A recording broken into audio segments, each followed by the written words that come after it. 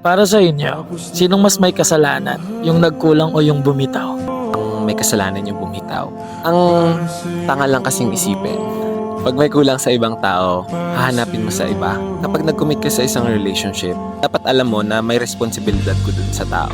So, kapag nagkulang ba yung ingredients ng spaghetti sa pansit mo hahanapin? You have to communicate. Kasi nga, again, kaya nga kayo partners para punuin nyo yung kulang ng isa't isa. At hindi ako naniniwala na isang tao lang yung kulang. Again, sabi ko nga, lahat tayong human beings, we are all broken pieces. So, one way or another, meron tayong mga kakulangan sa isa't isa at kailangan nating i-acknowledge yun. Ngayon, we have to be open-minded na lang din para sa mga nasasabihan na may kulang.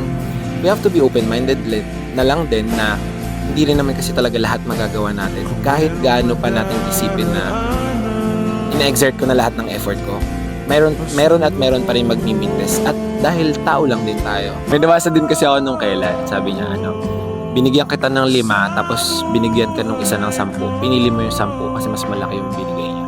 Na hindi mo alam, ang meron na lang ako 5 piso, siya 20 pa. So, etong isa, binigay niya na lahat doon. Binigay niya na lahat. Etong isa naman, hindi pa. Mayroon pa may kasi sobra marami siya. pa. Oo. So, Okay. ganun. So, ang ganda lang nun, tumatak yun sa akin kasi parang, again, yun nga, subjective nga kasi siya.